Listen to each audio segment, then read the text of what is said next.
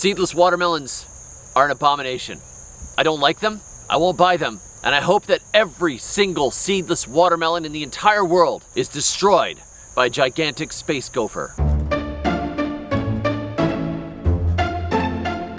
Over the last few years, I've noticed something extremely tragic. Most of the watermelons now sold in the grocery store do not have seeds.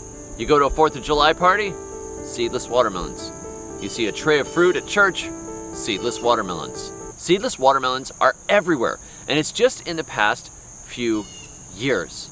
Lots of people will tell you seeded watermelons taste better than seedless watermelons, particularly older folks. Older folks. But even if it's true that watermelon with seeds taste better than seedless watermelons, that's not the main reason I would hate them. I hate them for much darker reasons. But first, where did these melons come from? How do you make a seedless watermelon? The Watermelon Board states, watermelon breeders discovered that crossing a diploid plant, bearing the standard 2 sets of chromosomes, with a tetraploid plant, having 4 sets of chromosomes, results in a fruit that produces a triploid seed. Yes, it has 3 sets of chromosomes, seedless watermelons. In other words, a seedless watermelon is a sterile hybrid with a female watermelon crossing a male polymer for a watermelon. 33 chromosomes returning sterile white seed seeds. This is similar to mule produced by crossing a horse with a donkey. Simple crossbreeding. And to be clear on the subject, this is not genetic modification. Crossbreeding. However, the seeded commercial harvest and retail sales only add up to about 8%, meaning seedless watermelon makes up for 92% of all watermelon sales. 92% of watermelon sales are seedless? What a travesty. You shall not pass! Normal, healthy, God-fearing watermelons are diploid. So where do you get tetraploid watermelons? If you have to cross tetraploid with diploid to get a seedless watermelon, where do these weird tetraploid watermelons come from? Bob Wildfong of Seeds of Diversity writes, since 1937, plant scientists have been able to double the number of chromosomes in plants by treating them during cell division with a chemical called colchicine. Normal watermelons are diploid, which means they have 2 copies of each of their chromosomes in each cell, 22 chromosomes in all. The colchicine treatment creates a tetraploid watermelon with 4 copies of each chromosome, 44 in each cell. Both diploid and tetraploid watermelons are reproductively stable, so you can propagate them separately and maintain them as true varieties. Now comes the trick. When a tetraploid, 4 chromosome, watermelon flower is pollinated with pollen from an ordinary diploid, 2 chromosome, watermelon, the resulting seed will be a triploid plant with 3 chromosomes in each cell. Plants with odd numbers of chromosomes are sterile because the chromosomes have to match up in pairs during reproduction. That means triploid plants cannot make pollen or seeds. So the pollinated tetraploid flower will grow into a watermelon with ordinary-looking seeds, and each seed will contain a living baby plant that can grow. But the baby plants inside the seeds will be mules. When you plant those seeds, they will grow into watermelon plants that cannot make their own seeds. Instead, you will just see little white spots or gaps where the seeds should have been. Seedless watermelons are like mules. And as we learned from Isaac Asimov's Foundation trilogy, a mule can sometimes be extremely dangerous. But that still isn't what annoys me the most about these pink, seedless monstrosities filled with the pale husks of dead embryos. What I care the most about is very important to me as a gardener, and should be to you as well, and that is, you can't grow more watermelons from these seedless watermelons.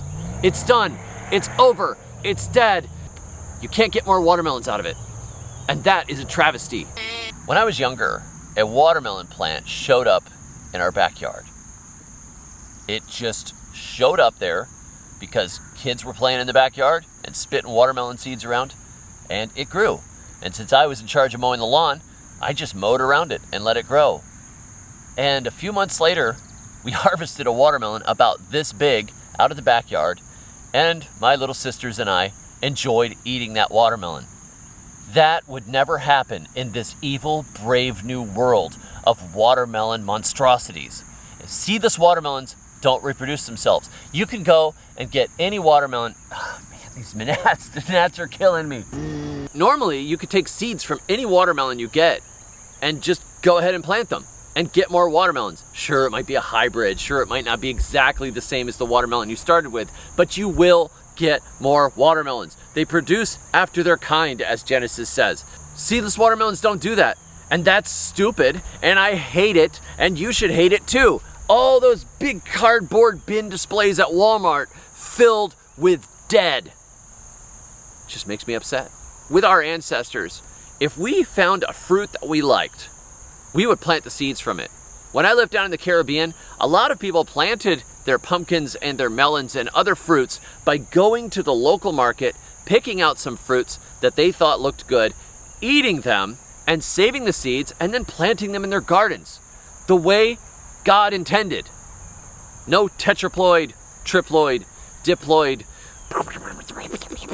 Eat it, I like it, I plant the seeds, I get more. And if you think about it, every watermelon has what, 100 seeds in it, 200 seeds in it. You can plant a field of watermelons from one watermelon. It's incredibly abundant. The potential is massive in one watermelon. The potential is zero in a seedless watermelon. It is an abomination. Seedless watermelons encapsulate our modern society.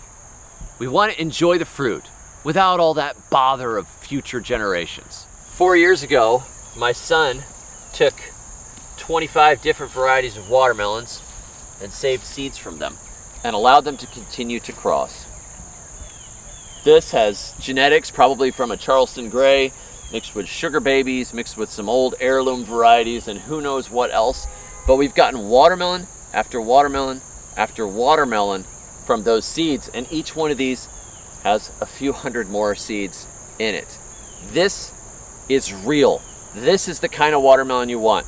Even if you think the seedless watermelons taste good, or even if you think that it's more convenient and that you don't want to spit seeds, don't give up on real food. Grow yourself some real watermelons and say goodbye to the 92% of watermelons that are being produced right now and sold as watermelons. They're not real watermelons. Real watermelons got seeds in them.